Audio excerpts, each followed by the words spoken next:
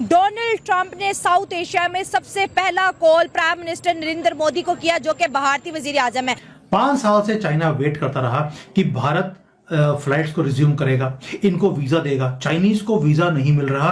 Border से पीछे हटने के बाद अब इन्हें प्लीड करना पड़ा है भारत की गवर्नमेंट। भारत को एक चीज का मालूम है कि हमारी कंट्री का साइज इतना बड़ा है, हमारी कंजम्पशन मार्केट इतनी बड़ी है, हम किसी को भी घुटनों पे लेके आ सकते हैं। अमेरिकन प्रेसिडेंट जो है वो इलेक्ट हुए इलेक्शन के बाद डोनाल्ड ट्रंप, तो उस वक्त की जो जियोपॉलिटिक्स पे नज़र रखने वाले लोग हैं उन्हें इस बात का अंदाज़ा हो गया था कि अगर साउथ एशिया में पहला विजिट होगा या साउथ एशिया के किसी हेड ऑफ द स्टेट के साथ पहला रब्ता, बाज़ाब्ता रब्ता जो है वो कि अमेरिकन प्रेसिडेंट की तरफ से किया जाएगा तो वो इंडिया ही होगा। और ऐसा ही हुआ कि साउथ एशिया में पहला रब्ता, पहला टेलीफोनिक कन्वर्सेशन जो है वो नरेंद्र मोदी जी के साथ हुई। इंडियंस के लिए कितने ऑनर और इंडिया के लिए नो डाउट बहुत बड़े ऑनर की बात है। आप नो डाउट कि आपका प्राइम मिनिस्टर जो है वो आपके लिए एक ताज है इंडियन एक नेशन के लिए। तो अब एशिया में अगर किसी को बेस्ट वजीर आजम समझा जाएगा, नो डाउट मैं सीना तान के कहता हूं कि वो नरेंद्र मोदी है। जय हिंद दोस्तों।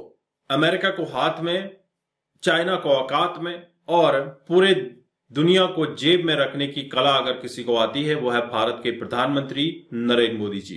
दोस्तों, साउथ एशिया के अंदर पहली कॉल डोनाल्ड ट्रंप ने नरेंद्र मोदी जी को की है और खबर यह भी आ रही है कि अगले महीने नरेंद्र मोदी अमेरिका के दौरे पर जा रहे हैं और उसके बाद डोनाल्ड ट्रंप भारत आएंगे। तो इसके ऊपर पाकिस्तानी पब्लिक, पाकिस्तानी मीडिया क्या डिस्कस कर रही है हम इस वीडियो में देखने वाले हैं। डॉक्टर जयशंकर भी वही जो है वो गए थे और वहां पे जो लोगों की मीटिंग हुई है बिजनेस को लेकर, कई चीजों को लेकर, तो उस पर आप क्या कहेंगे? आपने एक चीज नोट करी आरजू जी कि जब से ये मोदी 3.0 शुरू हुआ है, एक ही काम है कि जयशंकर जी जा रहे हैं, जहां पर जयशंकर जी से जाकर काम नहीं होता वहां पर अजीत डोभाल को वो भेज देते हैं। नाम तो सुना होगा आपने, अजीत डोभाल, वही तो उनको भेज देते हैं और वो जहां जाते हैं वहां पर डील भी कर आते हैं। आपको याद होगा कि अजीत डोभाल यहाँ पर चाइना में भी आए थे, चाइना वाले सीधे नहीं हो रहे थे, यहाँ पर आए। उसके बाद 2 दिन के बाद चाइना ने अनाउंस कर दिया कि हम बॉर्डर से पीछे हट रहे हैं। तो ये तो हालत है हमारी टीम की। मोदी जी को जाने की जरूरत ही नहीं पड़ती। अभी अमेरिका तो कभी हमारे यहाँ भी आए ना सर, कभी हमारे यहाँ भी आए ना डील करने, हम चाय वाय भी पिलाएंगे, ऐसी क्या बात है? हमने जयशंकर जी को भेजा था तो वहां पे आए थे, वो करने के लिए बातचीत करने गए थे। तो जब देखा कि ये फटे हाल है इनसे, तो इनके पास सुई धागा भी नहीं है, कपड़े सिलने का, वो कहते हैं बात करने का फायदा नहीं है, भिखारियों से क्या बात। मैं तो एम्बेसी गई थी डॉक्टर जयशंकर के जाने के बाद ना, वो दिवाली इवेंट में, तो मैं तो पौधा ही ढूंढती रही जो उन्होंने लगाया था। मुझे लगता है हमारे पाकिस्तानी वो भी निकाल के ले गए, मुझे मिला ही नहीं। मुझे एम्बेसी वाले कह रहे उधर किधर है, मुझे मिला ही कोई नहीं। यही हाल है, इसीलिए बोल रहा हूँ मोदी जी को आने की जरूरत नहीं है। जयशंकर जी एक बार आगे दोबारा नहीं आएंगे। लेकिन सर साथ साथ जो है वो चाइना और भारत के बीच में डायरेक्ट फ्लाइट भी शुरू हो गई। खोली नहीं है, अभी बातचीत चल रही है आरजू जी, बातचीत चल रही है। रिज्यूम हो गई है बातचीत का नहीं, अभी direct flights are set to resume, not resumed yet.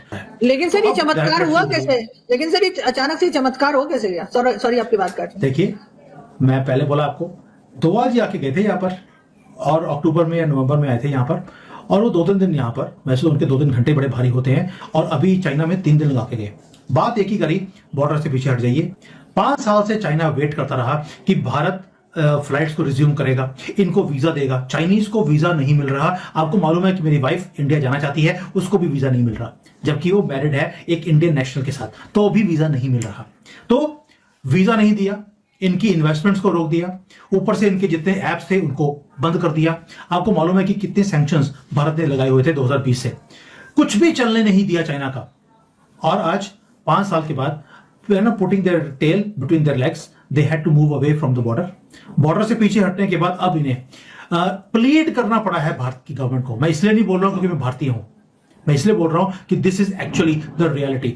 Bharat को एक चीज का मालूम है कि हमारी कंट्री का साइज इतना बड़ा है, हमारी कंजम्पशन मार्केट इतनी बड़ी है, हम किसी को भी घुटनों पे लेके आ सकते हैं। आपको हमारे से बात करनी पड़ेगी, हम आपसे बात करने नहीं आएंगे। ये मैं आपके लिए भी बोल रहा हूं, चाइना को भी हमने यही किया है। आज 5 साल के बाद चाइना को बात करनी पड़ी। दे हैड टू रिक्वेस्ट कि हम बॉर्डर से पीछे हट रहे हैं, हट चुके हैं, हट रहे नहीं हैं, हट चुके हैं। अब आप प्लीज जो डायरेक्ट फ्लाइट्स हैं उसको आप रिज्यूम कीजिए।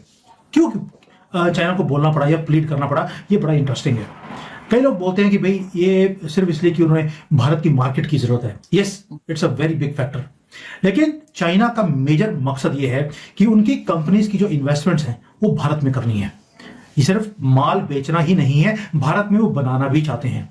रीजन ये है कि अभी वर्ल्ड के अंदर एंटी चाइना सेंटिमेंट्स हैं। आपको मालूम है कि लोग चाइनीज प्रोडक्ट्स को खरीदना नहीं चाहते।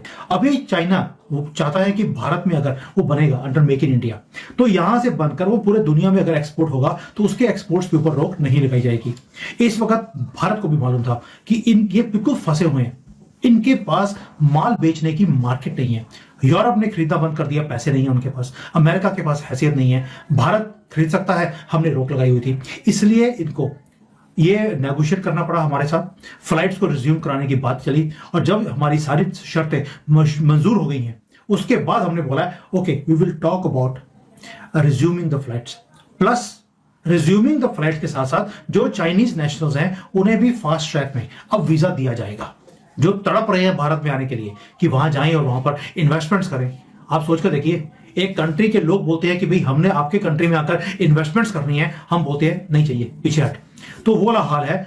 हमने अपने कंट्री को आगे रखा, भारत फर्स्ट, और उसके बाद नेगोशिएट किया है। It is such a big win for Bharat.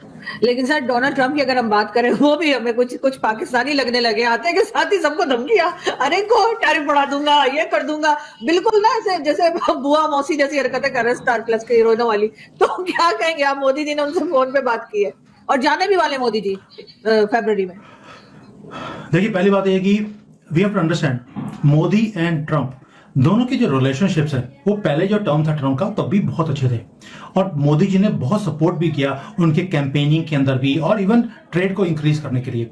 तो जो वो चीज है वो ट्रंप भूल नहीं सकते। अभी जब ट्रंप आए हैं दोबारा से, तो पहली जो बायलैटरल मीटिंग है वो भी जयशंकर जी के साथ करी है, और अभी ऑलमोस्ट तय है कि या तो ट्रंप भारत में आएंगे या मोदी जी फरवरी के अंदर ही अमेरिका जाएंगे। It's a very important relationship for us also, क्योंकि आपको मालूम है कि इस वक्त अगर भारत को अपने एक्सपोर्ट्स को इंक्रीज करना है तो हमें अमेरिका की मार्केट की हमें जरूरत है, और हम भी समझते हैं कि अमेरिका को भी भारत की जरूरत है इंडो पैसिफिक में चाइना को काउंटर करने के लिए। अमेरिका की और चाइना की पूरी तरह से लड़ाई आज शुरू हो चुकी है। वो कैसे? क्योंकि जो काम यहाँ की एक एआई कंपनी ने किया है, जितनी बड़ी बीटेक ये हाईटेक कंपनीज थी अमेरिका की, सबके शेयरों की वैल्यू जीरो कर दी है। यानी कि उनके बिलियंस ऑफ डॉलर्स की इन्वेस्टमेंट्स को आज मिट्टी कर दिया। 600 बिलियन डॉलर की तो जो डाउनफॉल है स्टॉक मार्केट के अंदर, अमेरिका के अंदर, this is the biggest downfall in one day. कभी भी ऐसा होगा नहीं है। और ये एक चाइना की एक कंपनी ने अभी तो अपनी हरकत दिखाई है कि हम यहां तक पहुंच चुके हैं, अब हम तुम्हें छोड़ने वाले नहीं हैं। और अमेरिका को मालूम है कि चाइना इतनी जल्दी से पीछे हटने वाला नहीं है। अमेरिका को यह भी मालूम है कि मैं अगर इनको धमकी दूंगा चाइना को कि आपके ऊपर टैरिफ लगा दूंगा, तो चाइना भी रिटेलिएट करेगा। यह दो पावर हाउसेस की लड़ाई है, उसी में भारत अपनी स्पेस को क्रिएट कर रहा है। मोदी जी उसी के लिए अमेरिका में जा भी रहे हैं। यानी दोनों पावर्स, चाहे वो चाइना हो या अमेरिका हो, दोनों तरफ जो है वो बैलेंस रखने की कोशिश कर रहा है भारत। तो दोस्तों, आपने ये वीडियो देखी और आपको यहां पर पाकिस्तानी पब्लिक रिएक्शन भी देखने को मिला, जिसमें पाकिस्तानी लोग कह रहे हैं कि आपके प्रधानमंत्री आपके देश का ताज हैं। जी हां, बिल्कुल, भारत के प्रधानमंत्री हमारे देश का ताज हैं। वह जहां पर भी जाते हैं छा जाते हैं, जहां पर भी जाते हैं ब्रांडिंग कर देते हैं भारत की, और भारतीय कल्चर को इस तरह से प्रमोट करते हैं कि हर कोई भारत का दीवाना हो जाता है। दोस्तों, आप देख रहे हैं महाकुंभ के दौरान लाखों करोड़ों सैलानी पहुंच रहे हैं, जो कि लगातार महाकुंभ के इस पावन अवसर पर अपने आप को पवित्र करने में लगे हुए हैं। वहीं जब बात आती है विदेशों से, तो डोनाल्ड ट्रंप का साउथ एशिया में पहला कॉल नरेंद्र मोदी को गया है, और उन्होंने नरेंद्र मोदी को इनवाइट भी किया है कि आप अमेरिका आए, कई मुद्दों पर डिस्कशन करनी है। तो नरेंद्र मोदी अगले महीने अमेरिका जाएंगे। वहीं पाकिस्तानी कहते हैं कि नरेंद्र मोदी ने अपने देश को, अपनी कौम को आगे बढ़ाया है, अपने हर एक आदमी को ग्रोथ की राह पर दिखाया है, लेकिन पाकिस्तान के सियासतदान सिर्फ अपने पेट की ग्रोथ की बात करते हैं, अपने पेट भरने की बात करते हैं। अभी जो खजाना मिला है 1000 बिलियन डॉलर का, वो भी किसी के हाथ नहीं आने वाला है। ये खजाना बाहर से ही कहीं और निकल जाएगा। जो कंपनी इसको फिल्टर करके, जो कंपनी इसको रिफाइन करके गोल्ड देगी, वो कंपनी से ये बाहर से ही सारा गोल्ड लेकर किसी और देश में प्रॉपर्टीज बना लेंगे, ऐसा पाकिस्तानी पब्लिक का भी कहना है। वहीं पाकिस्तानी पब्लिक जो आज खाने को तरस रही है, एजुकेशन के लिए तरस रही है, जॉब के लिए तरस रही है, वो सब मुहैया कराना इनके सियासतदानों का काम था। सिर्फ मजहब के नाम पर भारत हमारा दुश्मन है, सिर्फ इसके ऊपर इन्होंने पूरी अपनी जमात की रोटियां सेकी है और आज के समय में रोटियां सेकने के लिए गेहूं की कमी पड़ गई है। आप क्या समझते हैं, क्या पाकिस्तान कभी सरवाइव कर पाएगा? क्या पाकिस्तान कभी विकसित देश की श्रेणी में आ पाएगा? जरूर कमेंट कीजिए। चैनल पर नए हैं, चैनल को सब्सक्राइब करना मत भूलिएगा। हम आपको मिलते हैं अगले वीडियो में, तब तक अपना ध्यान रखिए। जय हिंद, जय भारत, जय श्री राम।